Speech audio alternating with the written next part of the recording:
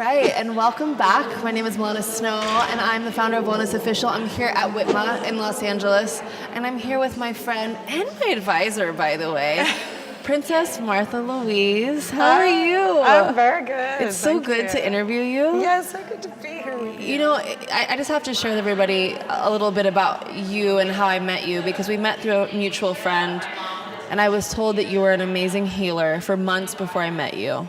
And then I came to see you, and I was blown away. And that's like not even really sharing what really happened in there. and we kind of had this just almost like a familial connection, it felt like. Yeah, I felt like that. And I find that, you know, every once in a while we kind of come into these communities where we just like merge. Is that something that's always been in your life, or do you feel like that's kind of happening more and more nowadays? That's happening more and more the more I'm in LA, I find. Yes. No, because like meeting you and wonderful people like you is kind of like into the vibe of great people. Yes. And so through you, I've met more great people, and you know, they bring it out to more great people. And then you're sort of on that wavelength of amazing people. And I find these days, wherever I go in the world, I meet people that I feel I've met before. Definitely. And it's like with you, it's with other people here in LA, it's with people when I was in Finland a few weeks ago. It's just, I think things are coming together now, and we all have to like start connecting and stepping it up and leaning in and actually doing what we're supposed to do here on Earth, and really speaking up about our truth. And I was in Finland a few weeks ago. You know, because I write books on spiritual books. I run a spiritual center in Norway called Soul Spring, which I've done for 12 years, and I've kind of shifted how people look upon spirituality in Norway. And so I went to Finland with my new book on highly sensitivity, and people there. Just talking about that you're actually you can be sensitive, and it's allowed, and it's okay, and you know, and people are just bursting out crying, because it's not a thing that, because in Scandinavia you're supposed to be very tough, and you're supposed to be, you know, feelings, you don't really show feelings that much. Yes. And especially if you want to succeed, you know, in male dominant business world. So it was a lot of women crying, men crying. And actually, and I was like, the only thing that I'm saying is that it's okay for you to be sensitive and to be you, and to know that that's okay, and to speak your truth. And it was like they were waiting for somebody just to say that permission. Yes, exactly. Totally. And I think we just have to spread that in the world. And I was like, you have to speak up. You have to do what you're supposed to do right now, because we're in a dire straits here on Earth, and we all have to do our share, whatever that is. Yes.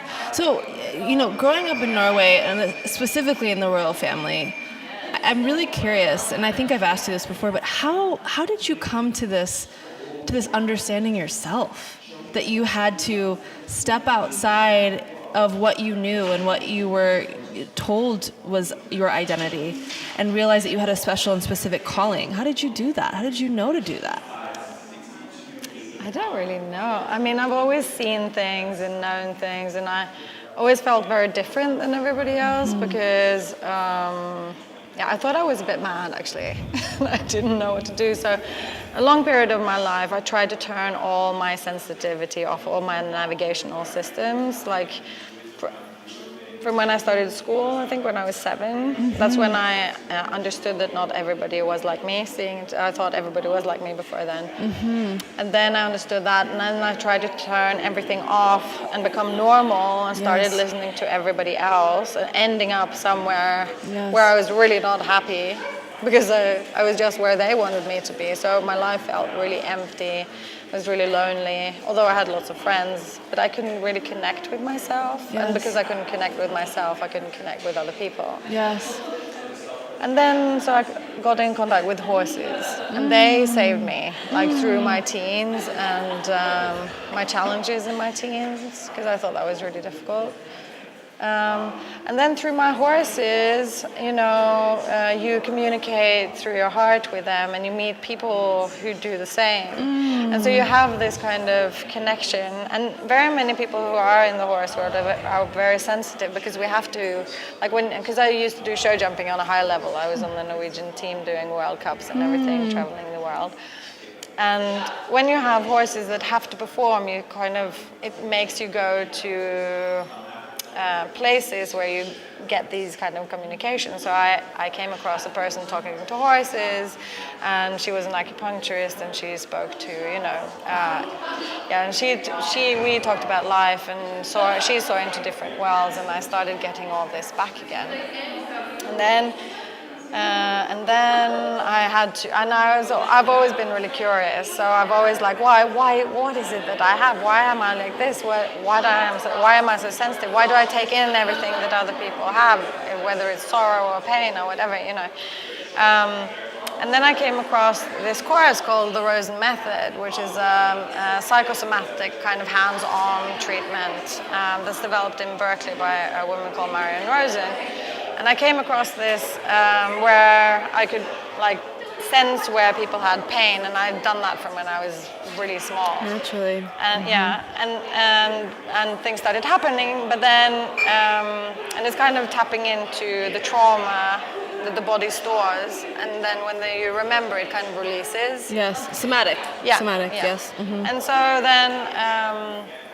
then pictures started coming into my head, like crazy pictures, like ponytail or something, and I would say these words when I was doing the massage, and suddenly the person, it was like head on to what was the problem for them growing up, for example, because they got teased and pulled by their ponytail or whatever it was. Right. And I asked the teacher, I get these pictures, what is that? And they're like, oh no, we don't do that here. We look at the body. And I was like, oh, interesting. Really? And that's when I started on a course that I just felt like this was just, I have to go to this course and find out about systemizing all these impressions I got. So it's an energy reading course and healing course that I started.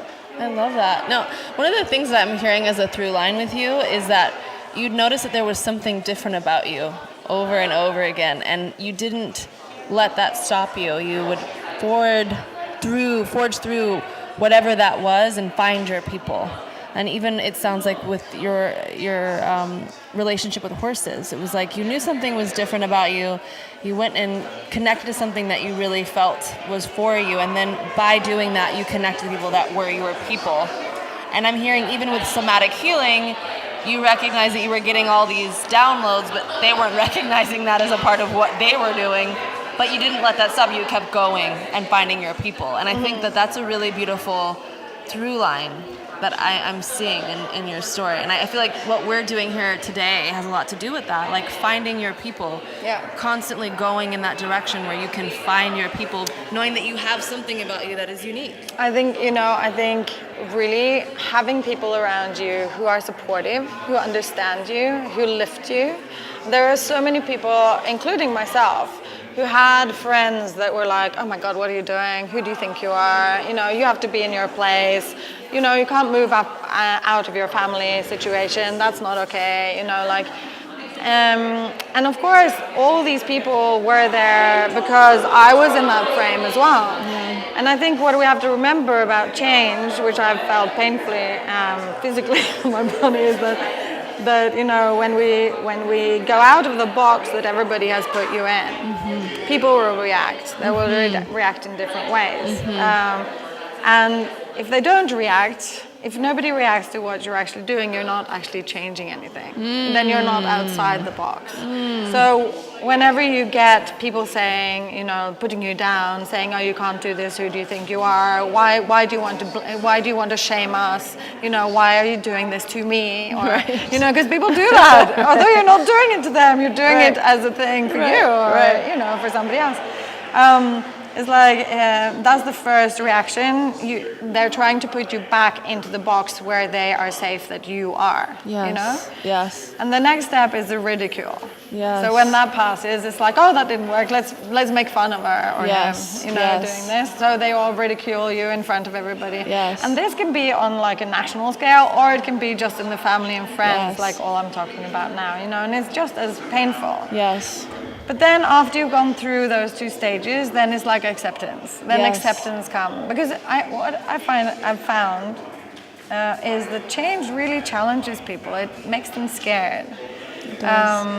And we have to change. Otherwise, each and every one of us have to change. We all have to change all the time, you know, and try to let go of what's not serving us and moving on and moving forward to make this world a better place.